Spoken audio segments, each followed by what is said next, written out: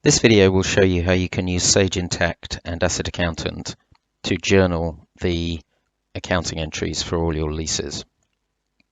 I have two leases that I'm currently tracking in Asset Accountant, and I've posted the journals for those into Sage Intacct up until 30th of June 2022. What I'm going to do now is add a new lease. So let's say you took out a new lease in the month of July 2022.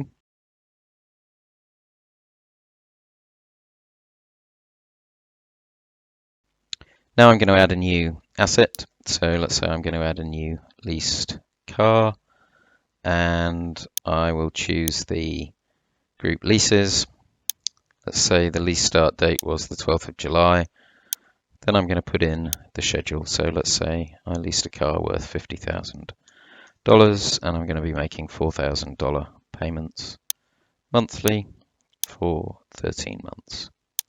So let's generate that schedule, and then I can use that schedule in the system. I can then set the depreciation rules for that car. In this case, let's just say I'm only using Asset Accountant for the leasing.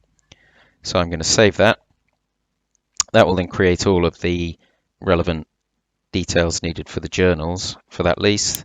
That lease is now displayed in the report here, so you can see the leases. So now I'm just going to create the journal for that one. I'm going to create the journal for the month of July, and you can see here that in the leases category we've set up the current and the non-current lease liabilities and all the adjustments that are required for the previous leases. Once I'm happy with that, I can just post that leasing journal to Sage Intacct. I have an option to choose the clearing detail, which will be used for my reconciliation to my bank statements.